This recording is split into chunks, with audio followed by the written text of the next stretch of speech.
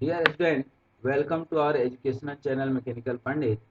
अभी हम लोगों ने पिछले 2-3 वीडियो में बियरिंग के कुछ कॉन्सेप्ट पढ़े थे और पावर पॉइंट के थ्रू ही पढ़े थे बाय दी वे, और मैनुअली भी पढ़ेंगे। इसके बाद जो है लगभग 10 एक लेक्चर जो है हम लोग मैनुअल पढ़ेंगे on with the help of pen and paper. But today we are going to discuss all about the concept of material for the bearing.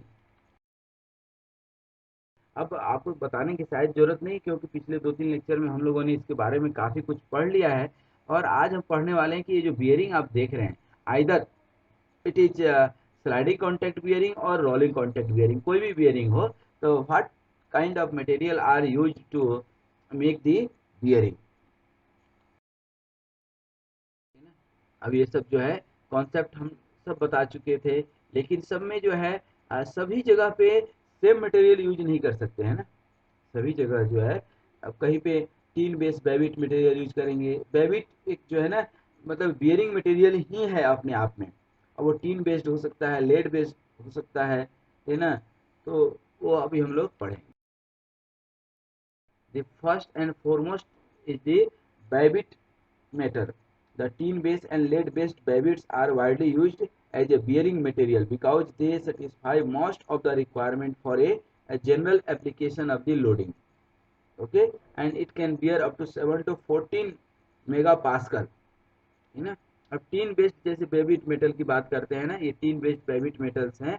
तो टीन बेस्ड बेबिट मेटल में 90% टीन होता है, 4.5% copper, 5% antimony and 0.5% lead होता है ना। यही lead based रहेगा तो 84% लेड हो जाता है, बाद बाकी सब कुछ है ना। अब जो है बियरिंग मटेरियल जो भी आप यूज करेंगे, उसकी प्रॉपर्टी क्या रहनी चाहिए, तो कंप्रेसिव स्ट्रेंथ उसकी हाई रहनी चाहिए। It should bear high compressive strength. Fatigue strength should be high, that means की रिपीटेड लोड या साइक्लिक लोड जिसको हम बोलते हैं। साइक्लिक लोड जो है, जो कैपेसिटी है, that should have sufficient capacity to bear the cyclic load और बियरिंग लोड। कम formability, basically it is the come formability is the ability of the bearing material to accommodate shaft deflection and bearing inaccuracy by plastic deformation, and that very small plastic deformation is called creep without, and all should bear without excessive wear and heating of the bearing, you know, so that is very important, otherwise shaft may be bent. Again, embeddability, that means ki accommodate the impurity, or you can say a small particle or dust, ठीक है ना, जो कभी लग जाए तो वो जो है खराब ना हो बियरिंग मटेरियल तुरंत। एंड बॉन्डेबिलिटी, दैट मीन्स की high capacity bearing should made by bonding one और more thin layers of the bearing material to high strength and steel shell, क्योंकि सिंगल मटेरियल से बनाना संभव नहीं होता है। And to make it very good material, we just make bondability of the different material. एक तरह से एलवाई आप कह लें, लेकिन ये कंप्लीट एलवाई नहीं है ना। कोरोजन रेजिस्टेंस, है ना, कोरोजिव रेजिस्टेंस, दैट मीन्स की it should be chemically resistance, है ना। Bearing material should not corrode away under the action of lubrication of the oil, क्योंकि डिफरेंट केमिकल्स इसके अंदर यूज करेंगे। And this property is of particular importance in internal combustion engine, where the same oil is used to lubricate the cylinder and valves and bearing। सभी जगह same kind of lubrication use करते हैं। and in the cylinder, the lubricating oil comes into contact with hot cylinder valves and may oxidize and collect carbon deposits from the valve। उसके बाद thermal conductivity, हमने आपको बताया है कि यदि इसके अंदर हीट जनरेट होता है तो heat should be dissipated immediately, otherwise excessive heat inside the bearing में बी थर्मली एक्सपेंडेड। थर्मली यदि एक्सपेंड हो गया तब तो ज़्यादा दिक्कत हो जाएगी। तो it should, we have to avoid the thermal expansion, and so thermal conductivity should be very high. अब जो कुछ हम मटेरियल बता रहे थे, उसमें जैसे बेबिट मेटल है ना, ये टीन बेस हो सकता है या लेड बेस हो सकता है। अगेन जो कुछ इंपॉर्टेंट अदर मटेरियल है, bronze, again bronze is the alloy of the copper, tin and zinc. Copper, tin and zinc. And it is usually used in the form of a machined bush pressed into the shell. The bush may be one or two pieces. The bronze commonly used for bearing material. अब इसी में gun metal का नाम आप सुने होंगे, ठीक है ना। तो गन मेटल बेसिकली है क्या कि 88% कॉपर, 10% टीन एंड 2% जिंक। इस मेटल को जो है हम लोग बोलते हैं गन मेटल। इसके अलावा कास्ट आयरन, सिल्वर, नाइलॉन, बहुत सोफिस्टिकेटेड और बहुत लाइट लोड कहीं लग रहा हो तो वहाँ पे नाइलॉन या टेफ्लॉन यूज कर सकते हैं। नॉन मेटालिक बियरिंग में जो है ये सब है। और इसके अलावा कार्बन ग्रेफाइट मटेरियल, और जो है जहाँ सेल्फ लुब्रिकेशन की ज़रूरत है, ठीक है ना। और जो है वुड बियरिंग भी यूज करते हैं, बट ये बहुत लाइट लोड के लिए है।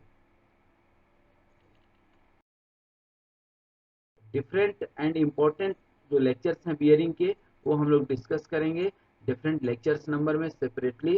That I have just given you an overview कि कहाँ कहाँ पे हम लोग कैसे डिस्कस करेंगे, कौन कौन से टॉपिक किस लेक्चर नंबर में डिस्कस करेंगे।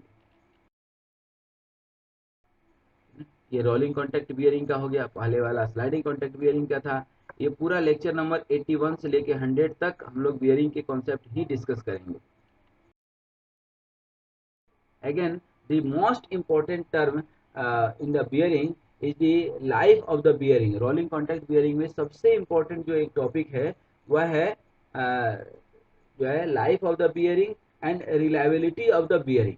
और लाइफ ऑफ द बियरिंग में भी तीनों life, individual life, minimum life और जो है रेटिंग लाइफ, ठीक है ना। तो तीनों पढ़ना है। इसके साथ साथ ही रेटिंग लोड, दैट मीन्स की स्टैटिक रेटिंग फैक्टर, उसके बाद बेसिक डायनामिक रेटिंग लोड और equivalent rating factor, equivalent rating load, ये सब निकालना है हम लोग को कहाँ पे जो है रोलर बियरिंग में।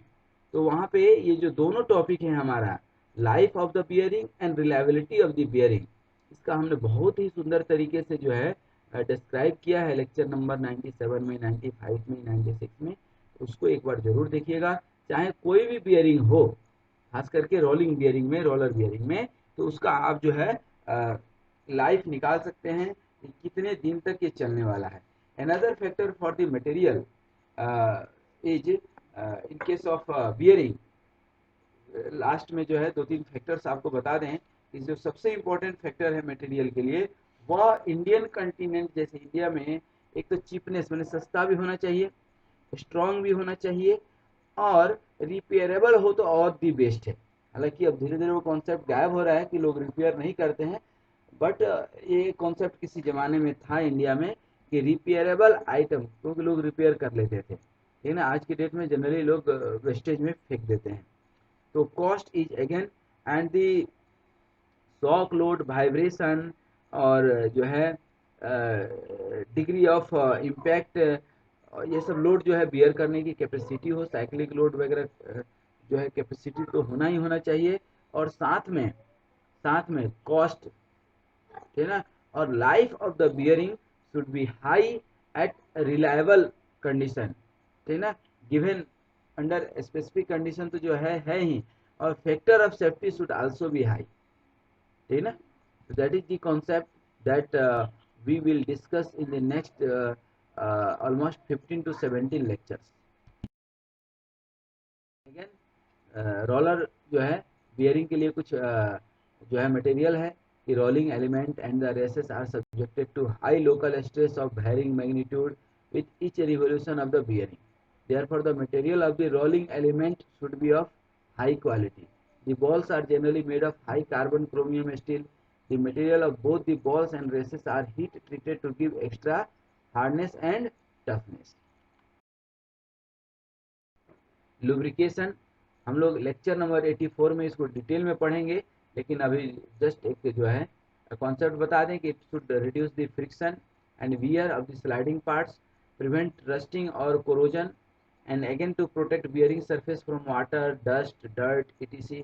and to dissipate heat generate होगा, ठीक है ना। at the same rate heat generation should be equally dissipated immediately, then and that only.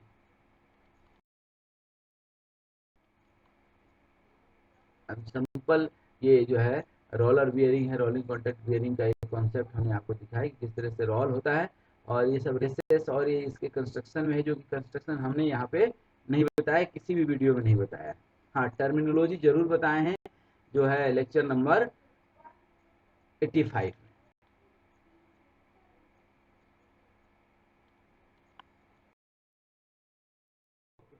This video will be helpful to you. You will be benefited from this video, and please must like, share, and you have already subscribed. I hope. Thank you very much for watching this video, and be healthy, happy, and keep a smile.